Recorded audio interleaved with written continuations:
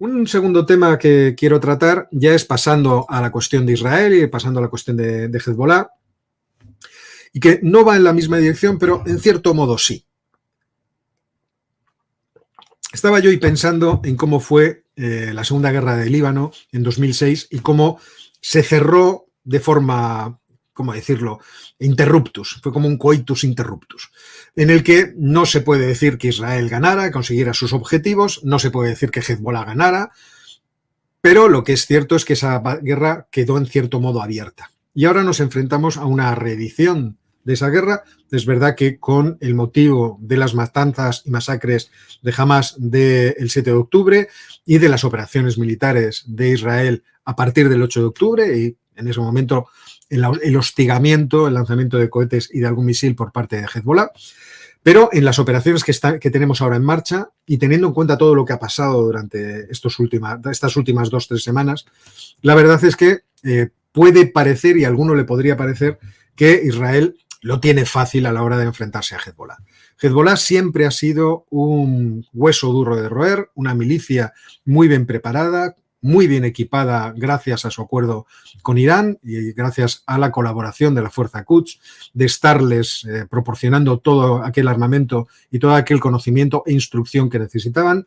Y aunque se les haya desarbolado la estructura operativa, aunque se haya atacado directamente a más de 3.000 efectivos de Hezbollah y se les haya amputado las manos y a algunos se les haya dejado ciegos, lo que debemos pensar es que el enemigo reacciona, o que el enemigo en este caso de Israel, reacciona inmediatamente a cualquier tipo de ataque tratando de recuperar capacidad. Y que por lo tanto el mando de Hezbollah no tenemos por qué pensar que haya dejado de existir, sino que lo lógico, creo yo, es plantearse que ese mando de Hezbollah se ha rehecho de alguna forma y se ha rehecho de alguna forma operativa. Pueden haber perdido muchos recursos militares. Es cierto que Israel está hostigando mucho, está atacando a depósitos de armas y a la posibilidad de que se sigan haciendo contrabando de armas entre la frontera de Siria y de Líbano, pero eso no quiere decir o no debería implicar un menosprecio de las capacidades operativas de Hezbollah. De hecho, desde que ha comenzado el conflicto hemos visto cómo Hezbollah ha respondido a Israel y que los avances de Israel a partir de la línea azul, es decir, la frontera entre Líbano e Israel, no han sido realmente sobresalientes. No han sido realmente muy grandes. Y desde ese punto de vista, pues me he puesto a buscar cosas esta mañana para ver si esta percepción que yo tengo puede tener algún sentido.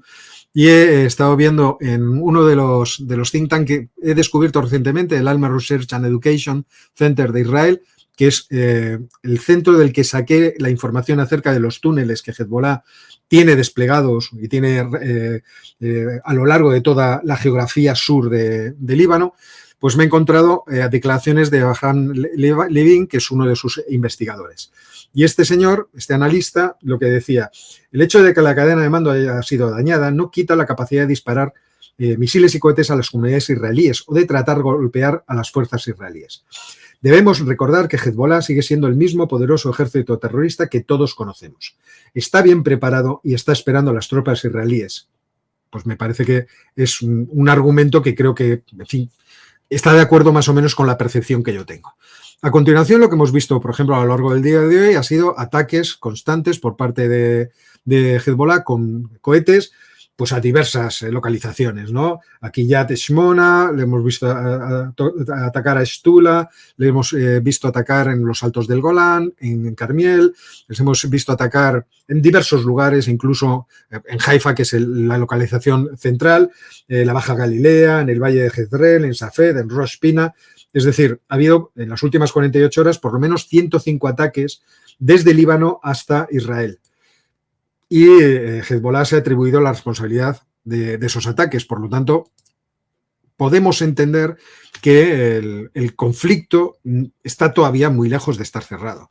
Y aunque es verdad que, por ejemplo, lo que os decía de este centro de investigación, nos da información muy detallada acerca de dónde están algunos de los túneles. Por ejemplo, el túnel que estaba entre Siria y Líbano, al norte de Líbano, cerca de algunas localidades importantes, como la ciudad de Homs en Siria. Aunque todo esto es cierto y hay que entender, por lo tanto, que la inteligencia israelí conoce bien todo este tipo de túneles que principalmente están destinados a lo que es el contrabando entre las fronteras, esos túneles siguen siendo una amenaza real e importante porque lo siguen siendo en Gaza. Y si lo son en Gaza, que es un territorio realmente muy pequeño, entiendo yo que en un territorio muchísimo más grande, como es el sur de Líbano, la posibilidad de poder hacerse con todo ese control de toda esa región se me antoja bastante más difícil. Entonces, desde ese punto de vista, creo que hay que tener cierta precaución en los optimismos que desde Israel, que no puede ser tampoco de otra forma, pues se ven y se leen. No es algo que nos deba extrañar, quiero decir, entra dentro de la lógica de la guerra, de la misma forma que tampoco, en fin, nos debemos sorprender de los entusiasmos y de las declaraciones que hacen por la parte de Hezbollah. Por ejemplo, aquí tenemos a Mohamed Afif, que es el responsable de medios de Hezbollah, y que el viernes hacía declaraciones y decía: nuestra prioridad absoluta ahora es derrotar al enemigo y obligarle a detener la agresión.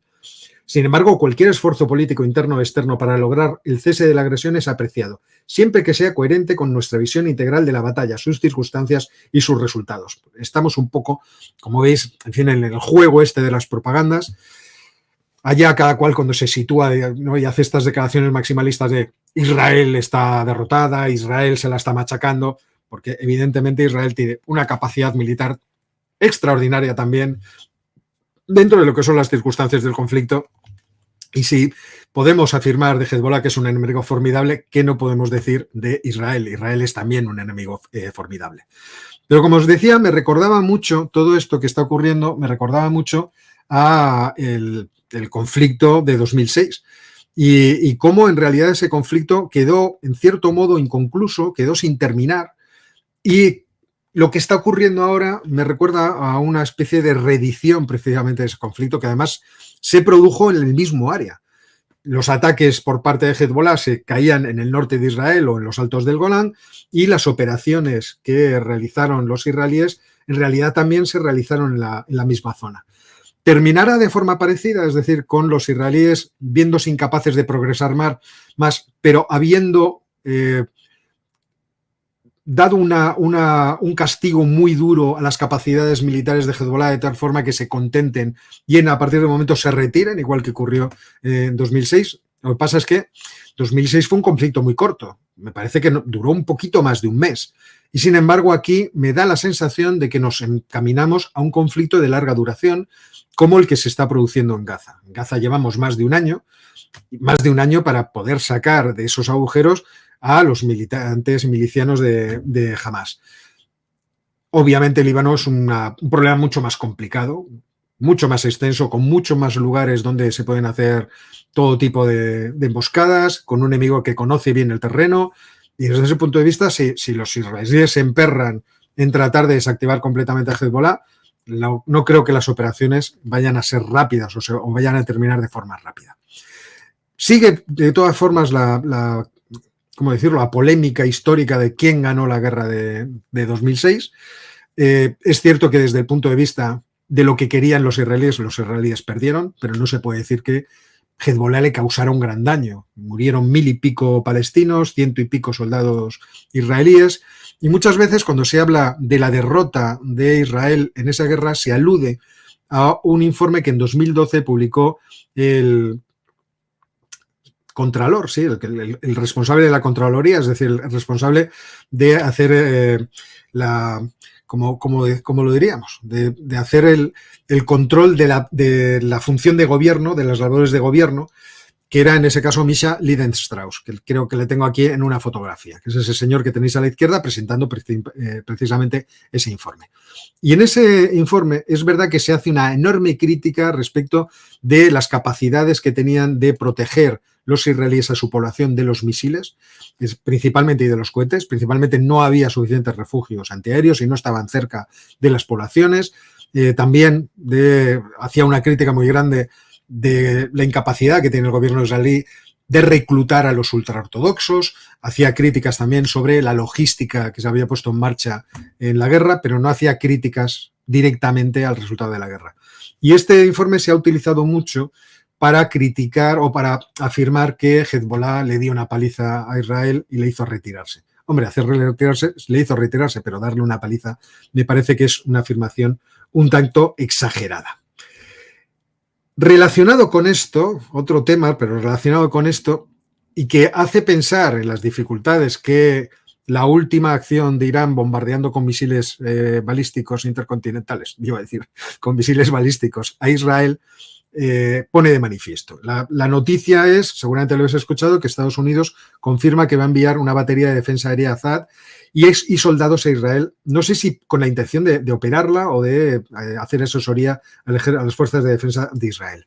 Yo creo que esta es una noticia relevante porque estos sistemas de defensa antiaérea son quizá los más modernos que tienen ahora mismo los Estados Unidos, y la verdad es que los Estados Unidos no es que tengan muchas de estas baterías. He estado buscando en Lockheed Martin, que es el productor, como veis, y según la publicidad de Lockheed Martin hoy en día, dice que ellos han producido 7 baterías THAAD para que el ejército de los Estados Unidos pueda utilizarlas. He leído también en otro sitio que son 8, pero me extraña esa disparidad teniendo en cuenta que he ido directamente a la página de Lockheed Martin. Esas baterías, la verdad es que son baterías muy completas en el sentido de los sistemas de defensa antiaérea. Se basan principalmente en un camión táctico de 4 ejes que lleva alojado 8 interceptores en botes de lanzamiento. La batería me parece que esta forma de dejarme, me he puesto aquí como no soy un experto en estas cosas y luego sé que me vais a regañar, la batería típica incluye 6 lanzadores, es decir, 6 camiones de esos. Incluye también un radar. El radar este me llama mucho la atención. También me lo he puesto por aquí porque me ha gustado el aspecto que tiene. El radar ANTPY-2 para detectar y rastrear misiles enemigos entre 870 y 3.000 kilómetros. Y además puede detectarlos en la fase de ascenso o también en la fase terminal. Y necesita, lógicamente, para poder funcionar, pues una serie de elementos de baterías, de expertos que puedan estar ahí metidos en los camiones vigilando el asunto, en fin, estudiando todas las informaciones que le dan los sensores. Pero es interesante desde el punto de vista de que, al parecer, tiene una gran capacidad de interceptar los misiles balísticos en la fase terminal, y eso es especialmente interesante por lo que vimos el otro día, por las capacidades que, por ejemplo, los misiles como el Fatah-1 puedan tener. Es cierto que es un tipo de misil que no tiene carga explosiva, sino que se basa en el impacto que se produce entre el misil entrante y el misil que tiene que interceptarlo. He estado mirando algunas características operativas más que para mí tienen poco sentido. Alcance operativo 200 kilómetros, techo de vuelo 150 kilómetros, velocidad máxima Mach 8,2, que obviamente es menor que el Mach 15 que pueden tener las cabezas con movilidad de los misiles Fatah-1, y por lo tanto me he empezado a preguntar si realmente este tipo de sistemas podrían interceptar un misil que fuera hipersónico. Como no sé nada, me he ido a buscar y aquí he encontrado un artículo en Warren Maven de Chris Osborne, que es el fundador de esta página, que afirma, dice, para defenderse de ataques hipersónicos, un interceptador THAAD probablemente resulte extremadamente difícil o que lo pueda conseguir, dada la velocidad con la que los hipersónicos atacantes pasan de una apertura de radar o campo de visión a otro. Es decir, cómo se pierde su señal, entiendo, con los radares que tienen que seguirlos. Entonces, al final dice, es poco probable que el THAAD resulte extremadamente exitoso como interceptor a menos que pueda establecer una velocidad mucho mayor y una tecnología de seguimiento de objetivos para seguir el ritmo de los ataques hipersónicos. Lo que no sé es si la combinación de distintos sistemas de defensa antiaérea, es decir, la Onda de David, el Arrow 3 y el THAAD y otros sistemas como los Aegis que están, entiendo, repartidos por el Mediterráneo o con los barcos de combate que tienen los Estados Unidos desplegados allí, podrían hacer frente a lo que es la amenaza de los misiles balísticos que ahora mismo los iraníes pueden movilizar.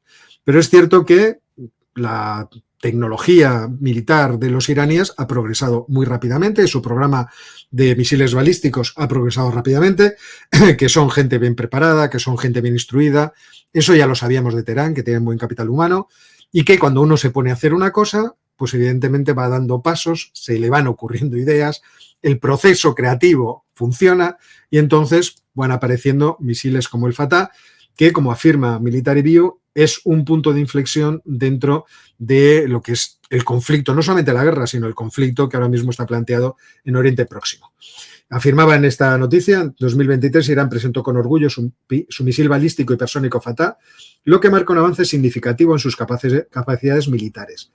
Fatah es un misil de combustible sólido de 2 etapas guiado con precisión, con un alcance de 1.400 kilómetros y una velocidad máxima que va desde Mach 13 a Mach 15.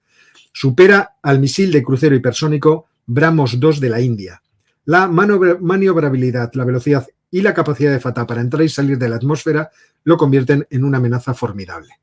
Bueno, pues este sería el planteamiento. ¿Cómo tumbarlo? Bueno, ya sabéis que el año pasado los israelíes presentaron una posibilidad, el interceptor Skysonic de la empresa Rafael, que es la que hace además la cúpula de hierro, que sería un interceptor que en 2 etapas, sería la visión artística del interceptor sería esta, pues podría tener la capacidad de tumbar a este tipo de misiles hipersónicos. ¿Qué pasa? Que yo no he encontrado noticia de que hayan hecho ninguna prueba, de que lo hayan puesto en fabricación. O sea, que lo presentaron, la idea está ahí, pero además de este precioso dibujo hecho por ordenador, que podríamos habérselo encargado a ChatGPT, yo no he encontrado ninguna referencia acerca de este tipo de sistemas.